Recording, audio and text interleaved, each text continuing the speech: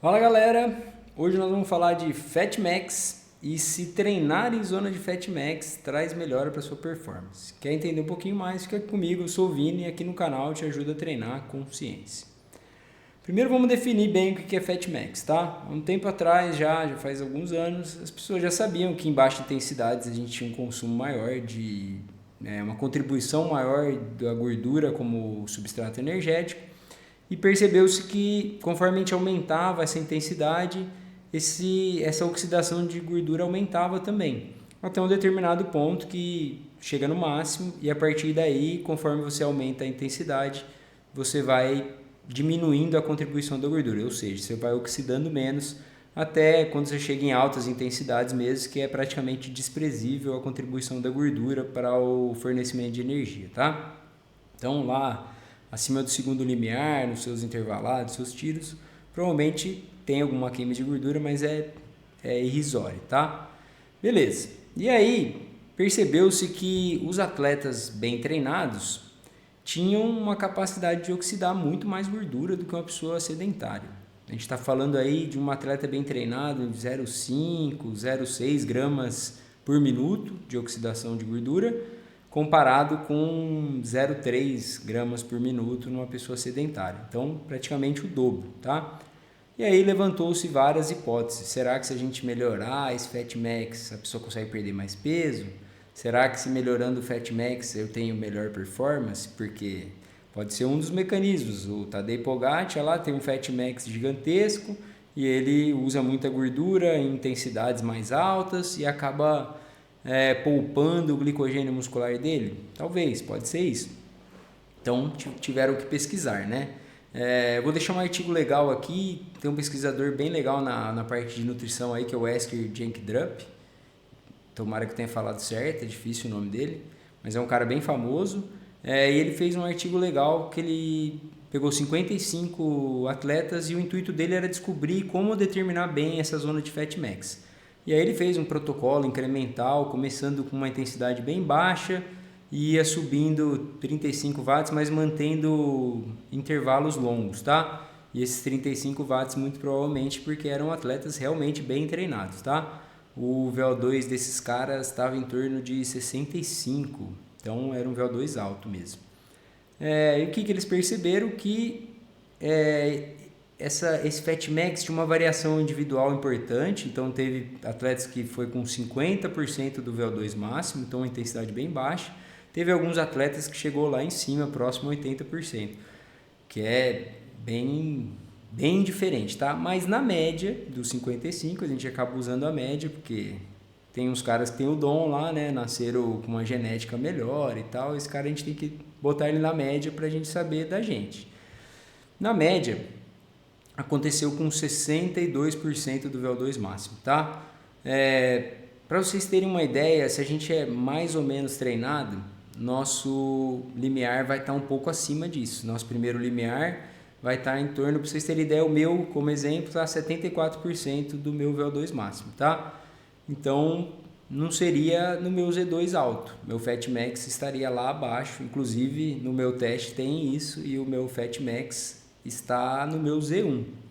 Então, meu consumo de gordura, para eu treinar numa zona de Fat Max, eu teria que treinar em Z1. Esse é o primeiro ponto, então, importante, que talvez as intensidades sejam realmente baixas, tá? Outros trabalhos demonstraram isso também, tá? Tem um trabalho interessante também, que um dos autores também é o Jenkdrup, que ele compara os mesmos ciclistas correndo ou na esteira ou na bike, fazendo o teste.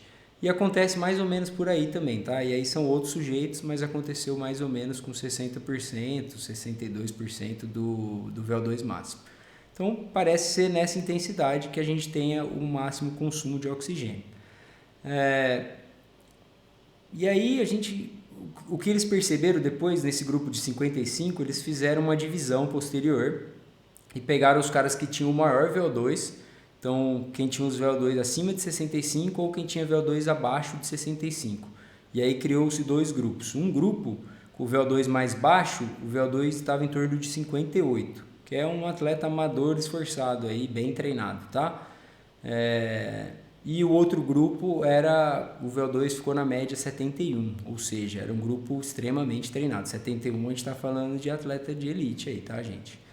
O que eles perceberam é que o Fatmax era maior no grupo que tinha o VO2 mais alto, o 0,5 mais ou menos, o 0,55 gramas por minuto, e no outro grupo 0,45. Então tinha uma diferença importante, mas aconteceu na mesma intensidade também, tá?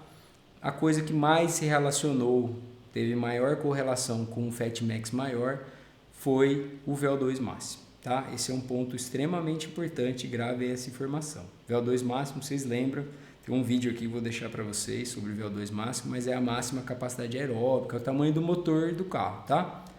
Beleza. E aí a gente vai nessa busca, né? Hoje em dia a gente vê muito se falar em treinos em zona de Fatmax, tentar melhorar o Fatmax para a gente ter melhor performance, ser menos dependente do carboidrato, e parece, talvez seja lógico isso da gente pensar, mas a minha dúvida é o seguinte: será que esses caras são melhores porque eles têm um Fatmax bom, ou eles têm uma capacidade aeróbica tão boa que o Fatmax subiu devido a isso, entendeu? Uma consequência da capacidade aeróbica deles. E aí eu tive que buscar, porque isso é extremamente complexo, bem controverso, eu li várias coisas, mas eu achei um artigo interessante que comparou a mitocôndria, eles foram lá, fizeram biópsia muscular, pegaram a mitocôndria de pessoas obesas e pessoas magras e foram comparar, porque a gente sabe que as pessoas obesas, sedentárias, diabéticos, eles têm uma alteração que a gente chama até de inflexibilidade metabólica, eles têm um Fatmax muito baixo e uma capacidade de oxidar gordura muito baixo, tá? Então, por que seria isso? Uma das hipóteses é que seria um problema da mitocôndria, a mitocôndria não conseguir fazer esse metabolismo. E aí a gente tem que pensar realmente o que está acontecendo. Esse trabalho é bem interessante, bem complexo, eles foram lá, pegaram vários métodos para testar, estimularam, deram o substrato energético, a gordura para essa mitocôndria, e eles perceberam que não, que na verdade essa mitocôndria conseguia fazer essa oxidação, tá? Praticamente no mesmo nível do que uma pessoa magra, então realmente funcionava. O que acontecia é que eles tinham muito menos mitocôndria por massa de músculo, tá? Então quando eles normalizaram era igual. Então o que acontecia era, tenho muito pouca mitocôndria, então eu oxido muito pouca gordura, tá? Lógico que isso vai levar também a uma baixa capacidade aeróbica. Se você tem pouca mitocôndria, você vai ter um VO2 baixo também. E aí a gente começa a conectar as coisas, porque quando eu falei no meu vídeo sobre dieta cetogênica, que eu vou deixar aqui para vocês também, com a dieta muito restrita em carboidratos, menos de 50 gramas de carboidrato, a gente meio que obriga o corpo a usar gordura. E aí tem um aumento muito importante do Fatmax, praticamente dobrou nos atletas de alta performance. Foi para 1,4 gramas, que é um valor absurdo. Então, dá para ser manipulado. Isso acontece porque a gente aumenta os transportadores lá na mitocôndria, principalmente. Porque uma das coisas que limita isso é o transporte. Já que a gente tem que tirar do nosso subcutâneo, levar na corrente sanguínea, levar até o músculo, tem que ter mais transportador. E aí, a gente tem lá o FAT, que é o Fatty Acid Translocase, e o CPT1. Então, a gente consegue aumentar isso. Isso foi visto que aumenta e aí consegue aumentar a sua oxidação.